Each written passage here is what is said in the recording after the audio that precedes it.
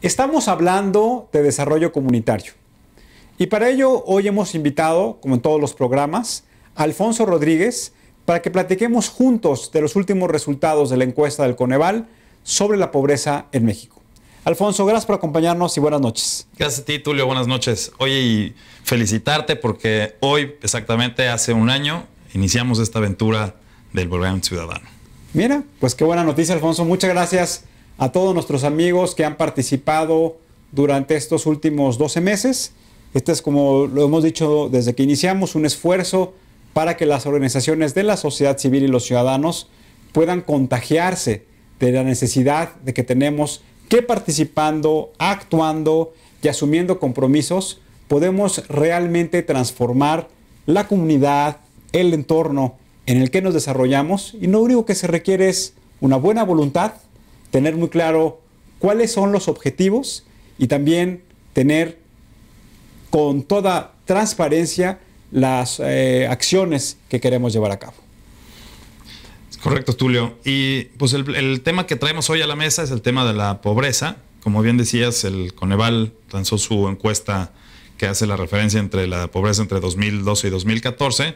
Y pues es un tema que le duele al país muchísimo y le duele a la comunidad en México. Y nos duele a todos nosotros, Alfonso, porque yo creo que no hay cosa más triste que ver a una persona que tenga aspiraciones y que tenga expectativas de cambio y que los elementos materiales que tiene a su mano no le permitan alcanzar esas expectativas.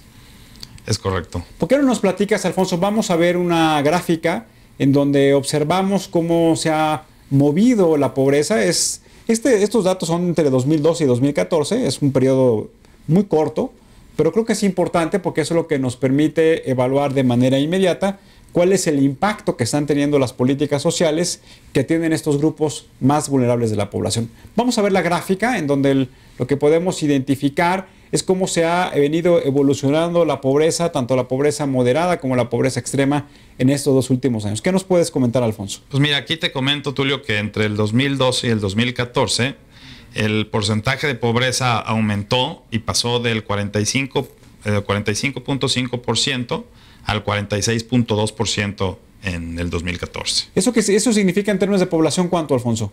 Eso significa que 2 millones de personas pasaron a ser pobres en ese periodo. Ahora, debemos mencionar que, de acuerdo a estas cifras del Coneval, en el 2014 la población de México asciende a casi 120 millones de personas. Y eso entonces nos pone en el contexto internacional como uno de los países más poblados del mundo. En el caso de América, el segundo país después de los Estados Unidos. Y bueno, y eso lo que nos dice no solamente es la magnitud de los problemas que enfrentamos, sino también cómo tenemos que analizar la composición demográfica de nuestro país, y eso nos pone retos muy claros.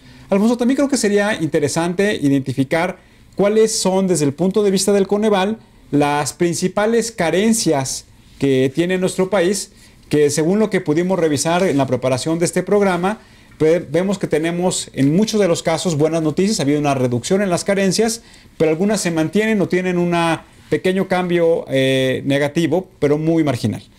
Efectivamente, Tulio. En el tema del rezago educativo, que es la primera carencia, se redujo y pasó del 19.2% al 18.7%, que es una diferencia de 200,000 personas. Y sí, exactamente, son de 22.6 millones de personas a 22.4 millones de personas. La siguiente es la carencia por acceso a los servicios de salud, que bajó también, que son buenas noticias, del 21.5% al 18.12%, y en personas equivale a 25.3 millones de personas a 21.8 millones de personas, que son 3.5 millones de diferencia. A 3.5 millones de personas hoy tienen mayor acceso a los servicios de salud, y eso todo lo que nos habla es que hoy ha habido un programa intensivo por parte del gobierno federal que se refiere al Seguro Popular, que lo que establece que estas personas, pagando una cuota diferenciada, en donde no necesariamente tienen que estar trabajando en la economía formal de este país, ellos con esa aportación voluntaria pues pueden tener acceso a los servicios básicos mínimos de salud. Sí, esta sí es una muy buena noticia, porque como decías tú, en un periodo muy corto, hablar de que pasaron de no tener los servicios de salud, así tener los 3.5 millones de personas, se dice fácil, pero en realidad yo creo que es un proyecto que ha sido bastante exitoso. Y debemos recordar que una política social se sustenta fundamentalmente en 3 elementos: en educación, en salud y en vivienda. Entonces nos parece que en ese sentido hay buenas noticias. Sí, hay buenas noticias en ese sentido.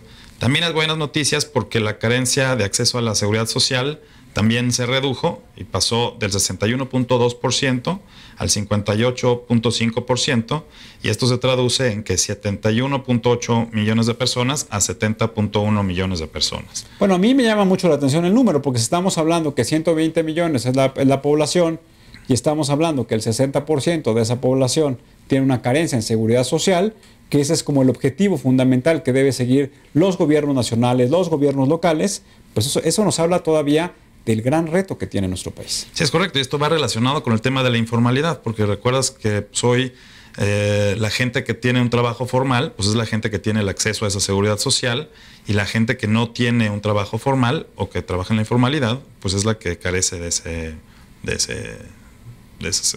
prestación social. Bueno, y eso también está unado, hablábamos un poco al inicio del programa de lo que le llamamos los cambios demográficos en nuestro país. Ya lo hemos platicado en otras emisiones, de cómo hoy la principal base de la población de nuestro país están los jóvenes, pero también lo que vemos es que va a haber lo que le llaman los expertos en ese tema, una transición demográfica, en donde en algún momento, en los próximos 20 años, vamos a pasar a una transición en donde la población va a empezar a envejecer. Y si tenemos una economía formal en donde los jóvenes tardan mucho en incorporarse a la economía formal y muchos de ellos nunca se incorporan, pues lo que vamos a tener es que vamos a tener una fuerte presión en el sistema de pensiones de nuestro país, en donde claramente la persona que va envejeciendo va bajando sus oportunidades de ingreso, va modificándose su participación en el mercado laboral y requiere claramente tener una pensión que le permita tener los elementos básicos para vivir. Aunando lo que decías, Tulio, los problemas de los sistemas de pensiones en el mundo pues, todavía no están resueltos, y en México tenemos un gran problema del sistema de pensiones que no podemos postergar para atender. ¿Qué dice la encuesta del Coneval, Alfonso, con respecto a la carencia en materia de vivienda? Se redujo también del 13.6% al 12.3%, y esto representa una reducción del casi al 16%, y del casi el 16% a casi el 15%, o sea, casi un punto porcentual. También creo que hay un elemento que tenemos que considerar, que establece los resultados de la encuesta del Coneval, que se refiere a medir la desigualdad y la cohesión social. Y eso es a través de una herramienta que técnicamente se conoce como el índice o el coeficiente de Gini, en donde la desigualdad, el valor máximo es 1 y el valor mínimo es 0. Y me gustaría que nos comentaras, Alfonso, qué es lo que nos dice la encuesta de la desigualdad en México. Pues dice que estamos más cerca del 1, y entonces pasamos del 0.49 al 0.50. Entonces, lo que quiere decir, como tú bien decías, es que mientras más cerca estemos del 1, es más desigual es el país. Ha habido un movimiento marginal, pero finalmente la desigualdad no se ha detenido, no se ha reducido, sino que sigue todavía en una constante de crecimiento. Es correcto. Y volviendo a los que estábamos comentando hace rato, faltaba un tema por comentar, que es el acceso a la alimentación, que creo que es muy importante. Y ahí no hubo ningún movimiento relevante. Nos mantuvimos en el 23%, porque en realidad pasa del 23.3 al 23.4, que es muy marginal los cambios que hubo. También creo que es importante, Alfonso, que platiquemos. Hoy nuestro país está dividido como en 2 grandes zonas. Las personas que habitan todavía en las zonas rurales, que es un porcentaje menor a lo que durante los últimos 20 años ha habido esta transición de la población en las zonas urbanas. Y obviamente, como lo acabo de mencionar, las grandes zonas metropolitanas de nuestro país, las grandes ciudades de menos de 1 millón de habitantes, en donde se concentra fundamentalmente la población urbana. ¿Por qué no nos platicas cómo está la composición tanto de pobreza moderada como de pobreza extrema, tanto en las zonas rurales como en las zonas urbanas? Pues mira, Tulio, en el 2012 la pobreza en zonas rurales era del 61%. Si lo dividimos entre pobreza moderada y pobreza extrema, teníamos en el 2012 que era el 40% en pobreza moderada y el 21% en pobreza extrema. Y hoy, en el 2014, en los resultados de la encuesta, hubo un aumento del 40 al 40.5 y del 20, ahí sí hubo una reducción en la pobreza extrema del 21.5 al 20.6%. Y en el tema urbano, regresando al otro, son alrededor de 300,000 habitantes los que cambiaron de pobreza. Y luego en el tema urbano representan 40.6% en el 2012 y 41.7% en el 2014, lo cual muestra que hubo un aumento en la pobreza, como lo hemos venido platicando, y en el tema urbano se acentúa. O sea, llama la atención que sigue habiendo números muy significativos en la composición de la pobreza, tanto en zonas rurales y urbanas. En términos prácticos, lo que significa es que 6 de cada 10 que viven en zonas rurales están en pobreza moderada o extrema, y en el caso de las zonas urbanas, que 4 de cada 10 se encuentran en esa situación. Pues es uno de los grandes retos que debe tener la política social de nuestro país. Sí, además yo creo que la pobreza urbana es mucho más agresiva que la pobreza rural, ¿no? ¿Cómo ves tú? Pues yo creo que eso es también parte de los paradigmas que tenemos que ir construyendo o tal vez rompiendo, en virtud de que siempre se ha dicho que las personas que viven en las zonas rurales pues tienen mayor cercanía con elementos naturales y que pueden satisfacer sus necesidades básicas de alimentación, es decir, pueden cortar el maíz o pueden tener acceso a alimentación muy básica, y que en las zonas urbanas es mucho más difícil en virtud que la prestación de los servicios y el acceso a los servicios básicos pues es mucho más difícil para poder lograrlo. Sí, y aún así la gente del campo sigue viniendo a las ciudades para satisfacer sus necesidades, ¿no? Entonces creo que es un tema que debemos también atender urgentemente. Alfonso, para concluir nuestra participación en este programa, me gustaría preguntarte cómo está la composición de la pobreza por entidades federativas. Entiendo que algunas de ellas, en su mayoría hubo una reducción, pero también lo que identificamos es que 13 de las 31 entidades federativas se incrementó la pobreza de acuerdo a estos datos. Sí, Tulio, en Baja California Sur aumentó la pobreza, en Coahuila también aumentó la pobreza, en Chiapas, en Guanajuato, en Hidalgo, en el Estado de México, en Michoacán, en Morelos, en Oaxaca, en Sinaloa, en Sonora, en Tlaxcala y en Veracruz.